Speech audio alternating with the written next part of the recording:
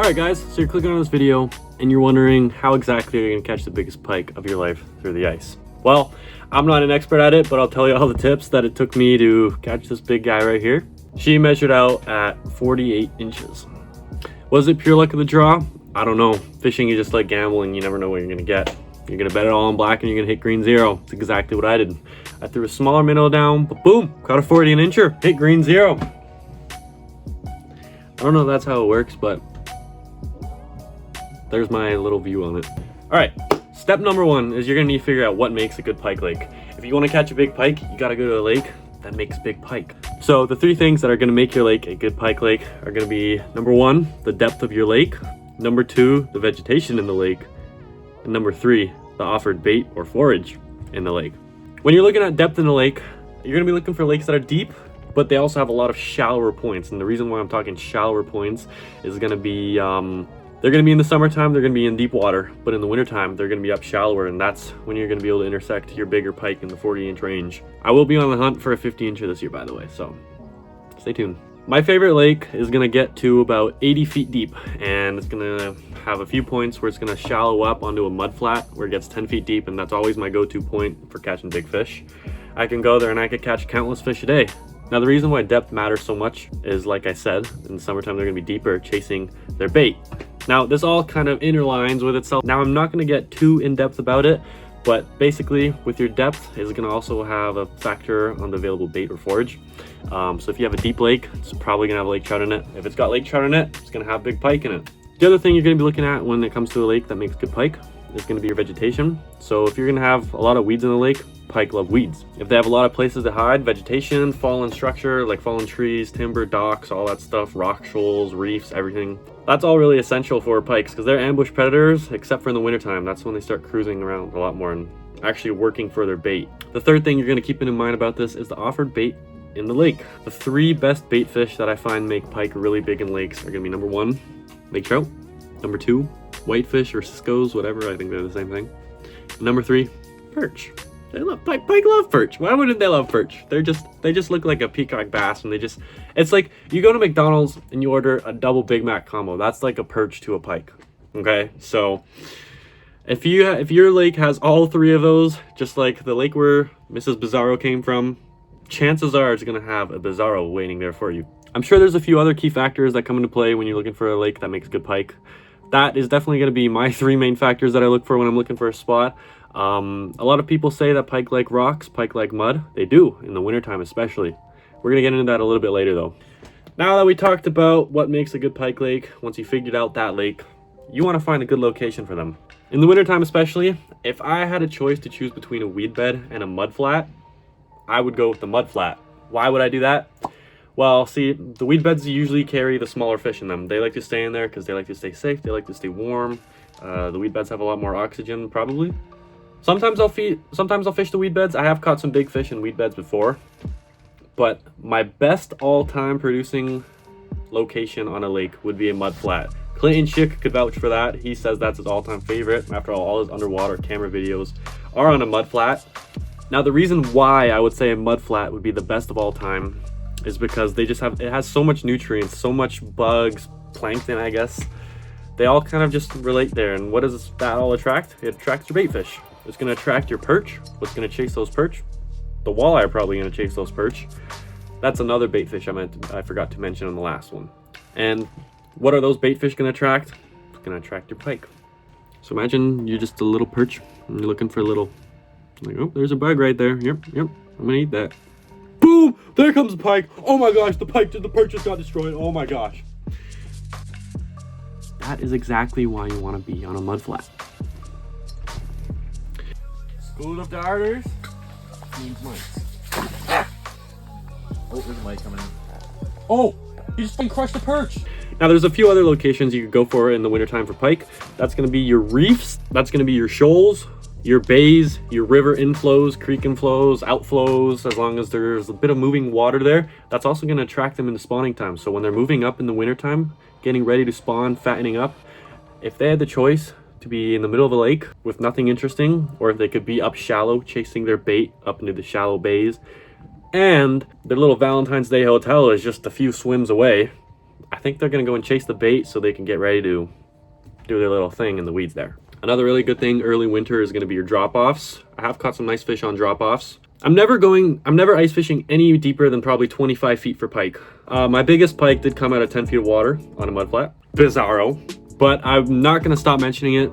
Be on a mud flat. I cannot stress this enough. If you do find you're doing better on a weed bed and you're catching a lot of smaller fish, try the mud flat. I can't put enough mud flat propaganda in this video. Now your step 3 is gonna be looking at your gear. Now, pike are probably the easiest, cheapest way that you can catch a big fish through the ice. All you need is tip-ups, maybe even a rod. When I'm pike fishing, I almost never have a rod in my hands. I'm never sitting there jigging a jig and wrap like, someone's gonna come eat it? You gonna come eat it? No, maybe. Oh, he did it, he lost interest.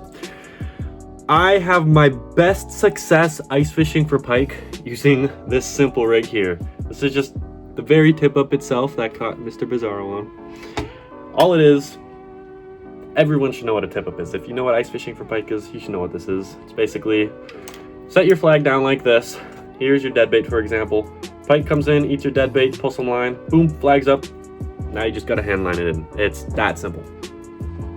Now, when I'm talking about gear on my tip up, it's really simple. The only 2 things you really need is gonna be your line and your leader. Sometimes people like to tie a little bit of extra fluorocarbon on here so it's kind of less visible. I don't think it matters too much. I just tie my tip-up Dacron straight to my quick strike, but right here I just have 15-pound Dacron line.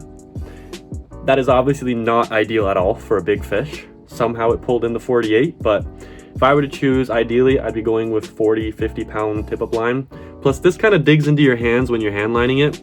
And using gloves while tip-up fishing just doesn't work. You have less control over your line. It slips through your gloves or it gets caught on your gloves if they're coated in rubber. I don't use gloves when I'm tip-up fishing. I'm always gonna take my hands off Okay. I'm always gonna take my gloves off so I can manage the line a lot easier no matter how cold it is. Moving on to the rig I have down here. I just tie my own quick strikes here. So right here,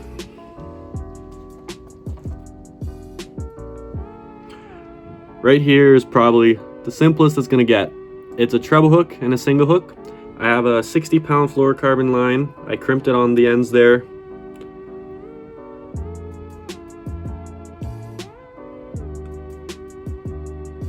And I just use a size 6 or size 4 treble hook at the front.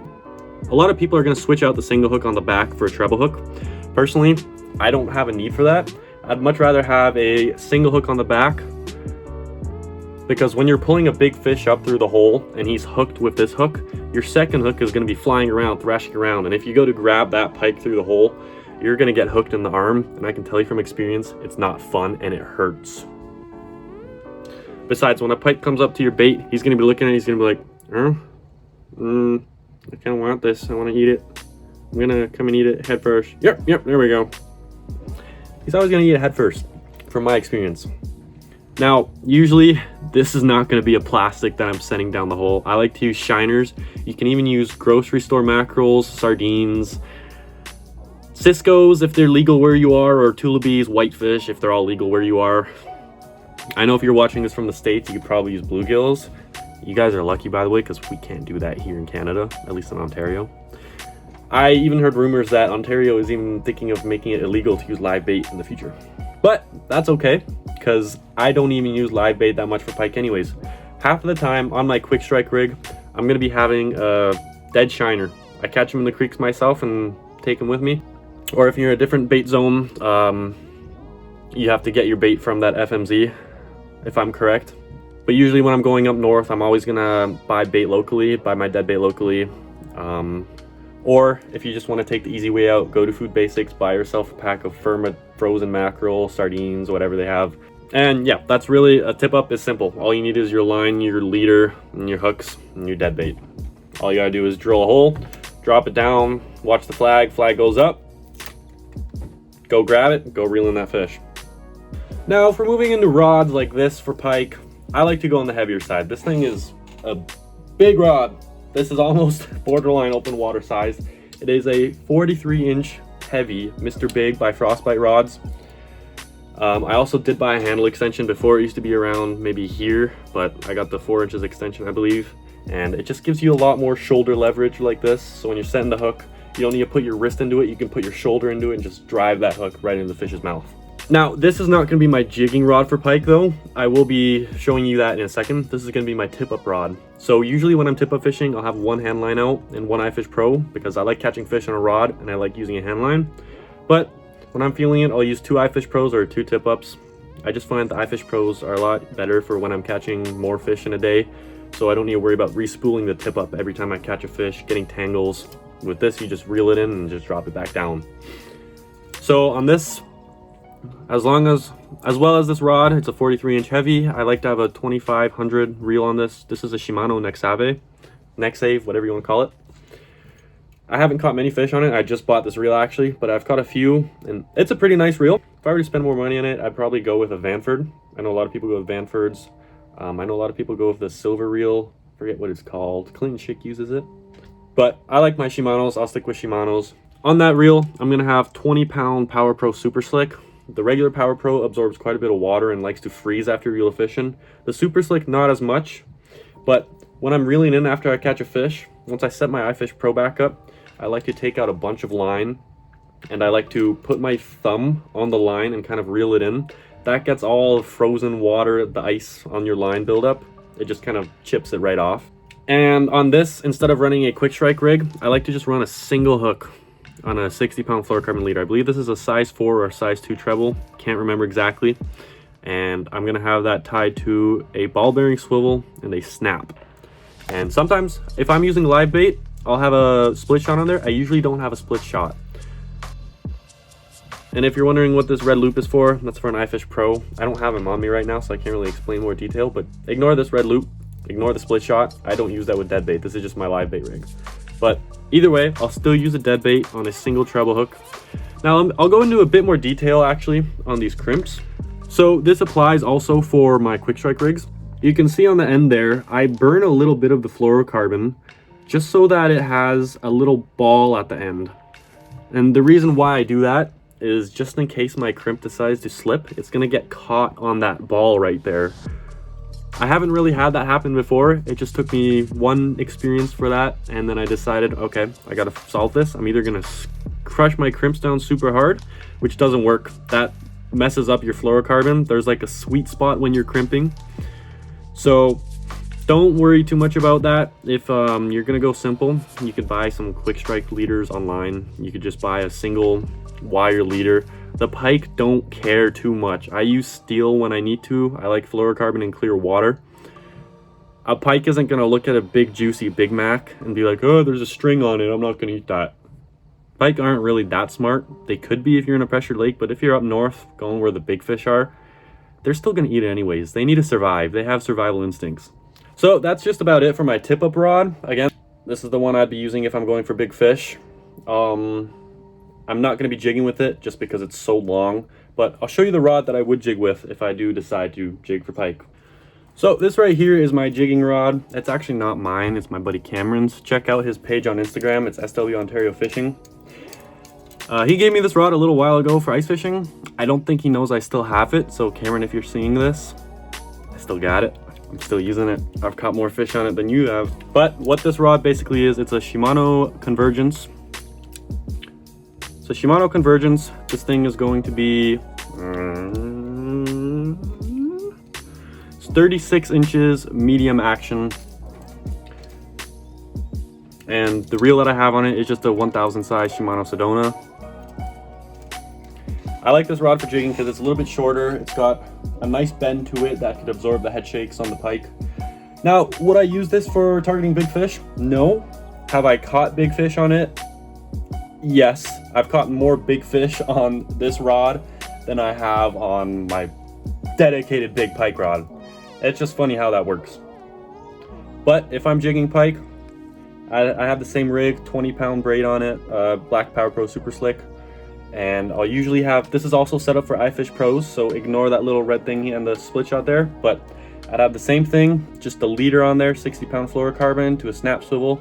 And a lot of times when I'm jigging for pike, I don't even use lures. I'll just put a dead minnow on there and I'll just jig it. Watch him on the fish finder. All it really takes is for a dead minnow to move once while a fish is looking at it, and he's just gonna crush it because he's confused, I guess. He's gonna be looking, he's like, there's a burger. I'm kind of liking that. Oh, why did it move? I gotta eat that. He's gonna go eat it, basically. So, other than that, that is gonna conclude the gear that I use for going for big pike.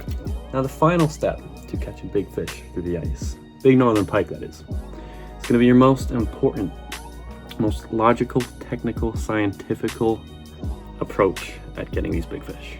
So you're gonna get out into the lake, you're gonna find your spot, you're gonna go drill your hole, you're gonna go set up your tip ups, but you're wondering where exactly you're gonna do that. So let me pull up a depth contour for you right here. So I'm gonna go into this random lake that I found. I'm gonna go look at some points of interest. There's a inflowing creek here. There's a shoal over here. There's a shallow bay over here. There's a reef over here. There's a mud flat over here.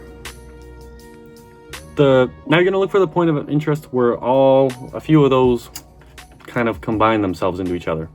Your starting point would obviously be one, look for the mud flat, set up on the mud flat, try it. If it doesn't work, might be an unhealthy mud flat, I don't know. You're gonna go try out your weed bed. You're gonna try that out. If it doesn't work out too well, it's okay, go into the next spot. You're gonna try your river mouth. That doesn't work out too well, try your next spot. Now, if none of those work, chances are you're probably just out on a bad day. I've had days where I've been to my best producing spot, I've caught nothing. Then I've had days where I go to a spot where I don't even think it's too good, and I catch so many fish. And then vice versa, I go to that same spot, catch nothing, go to the bad spot, catch so many. Like I said earlier, fishing is like gambling. Oh, please hit red. Please hit red. Damn! That was my next fishing trip's money on that. Anyways, once you get all that stuff set up, what I like to do when I'm suspending my tip up, I'm gonna set my tip up dead bait just this much off bottom. I feel like a lot of times a pike is just gonna come, they're usually along bottom or a couple feet off bottom. I feel like when it's just directly eye level with where they're cruising, they're gonna come, they're gonna look at it, they're gonna be like, there's some food. They're gonna eat it. A lot of people are gonna tell you set up really shallow, and some are gonna tell you set up really deep. A lot of people are gonna tell you to set up your dead bait right at the top of the ice, just like a foot below the ice when you're in 15 feet of water. It does work, I've seen it work, but that's not my method. I'll tell you exactly what I do when I'm going. So if I'm fishing 20 feet of water, I'm gonna set my bait. If I'm in 20 feet of water, I'm probably gonna go 3-4 feet off bottom. If I'm set up in 15 feet, same thing, kind of a third of the water column, because that's still a little shallow, they could see just about everywhere. And then if you're going in 10 feet of water, exactly where I caught Bizarro, I'm gonna set my bait up just a foot, maybe 2 feet off bottom at most. When I'm shallower, I set up closer to bottom. And the reason why I kind of do that is I don't think fish are too picky with it, but it just kind of gives me that confidence that if it's near the top of the ice, they might see your tip up spool hanging, they might see something there, something wrong, I don't know. Again, this is just my theory. I know fish, pike are not finicky, especially with your steel leaders and whatnot, but that's exactly what I would do. And so, anyways, the way I would do it is I would look for 15 feet deep on a mud flat near a drop off. And if you have a creek, river mouth, or a weed line, not exactly on top of the weed bed, but a weed line, I'd like to set up there. Geez, how many times have I repeated myself? I don't even know. Breaking it down to the basics. Step 1, 15 feet of water, my ideal range, early winter, midwinter. Step 2, set up a third of the water column deep with your dead bait. And step 3, just sit and wait. It's that easy. Now, if we're talking later into the season, like we're talking March near ice out, beautiful. That is exactly when you're gonna catch your biggest fish of the year. Your fish are gonna be just so hungry and just dreaming of what's gonna happen whenever the ice is out and they get to have their little hotel room in the little weed bed or the little marsh. They're just gonna be cruising around, they're gonna be up shallow, they're gonna be up deep, they're gonna be everywhere. But when I say deep, no deeper than 30. No way, you're not gonna catch a pike that deep. Maybe, but I wouldn't do it. The fish are just gonna be cruising around. March Madness is around the corner and they're just so hungry. They just wanna eat, and then quiver each other's fins. Again, if you're in Ontario, make sure you take advantage of your 2-line limit. Either have 1 tip up and 1 rod jigging with dead bait, or have 2 tip ups, sit in the hut, stay warm, listen to music, and drink some wobbly pops all day. Whatever you wanna do, pike are the easiest fish to catch through the ice. I've caught hundreds of pike through the ice. And if you guys want to see a clip of me catching my biggest fish through the ice, I'll show you right here. Get him up. Get him up now. Now.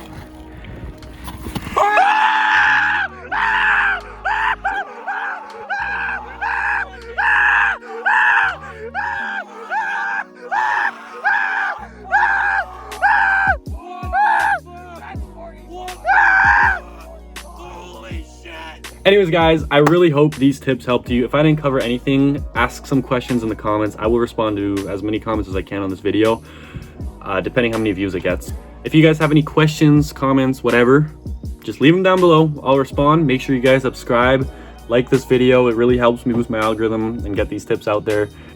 And I want to keep bringing you guys more content, more better content. 2025 is going to be my year for YouTube. I'm calling it right now. Grand angling is going to be known by the end of the year. Thank you guys so much for watching, and I hope you catch your biggest fish through the ice. Take care. Hands up for the real, thumbs down for the fake. I had to go get it, no I couldn't wait. Everybody a rapper nowadays.